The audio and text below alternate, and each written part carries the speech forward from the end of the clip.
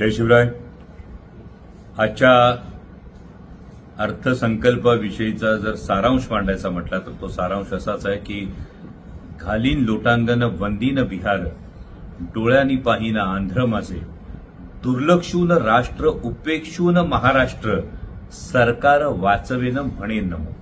केवळ सरकार वाचवण्याची केविलवाणी धडपड आहे ज्या दोन कुबड्यांच्या आधारावर म्हणजे जेडीयू असेल किंवा टीडीपी असेल, या दोन पक्षांच्या ज्या काही मागण्या होत्या त्या पूर्ण करून, त्यांच्या मागण्या पूर्ण करून खैरात ही बिहार आणि आंध्र प्रदेशला देण्याचा हा प्रयत्न आहे। बिहारला आंध्र प्रदेशला निधी मिळतो याविषयी कोणालाही दुःख वाटण्याचं काही कारण नाही, परंतु त्याच वेळी जो महाराष्ट्र देशात सर्वाधिक महसूल देणारं राष्ट्र आहे त्या महाराष्ट्राच्या वाट्याला मात्र अक्षरशः तोंडाला पानं पुसलेली आहेत। आणि मग हा प्रश्न निर्माण होतो की जे ट्रिपल इंजिनचं सरकार महाराष्ट्रात आहे, जे वारंवार वेगवेगळ्या गोष्टींसाठी हे दिल्लीच्या वाऱ्या करत असतात, ते ट्रिपल इंजिन सरकार नेमकं काय करतंय? मग त्या ट्रिपल इंजिन सरकारचं या सरकारमध्ये काही भूमिका आहे असं आत्ताच्या एनडीए सरकारला वाटत नाही का? आणि जर वाटत असेल तर महाराष्ट्राच्या वाट्याला असं घसघशीत भरघोस दान का पडलं नाही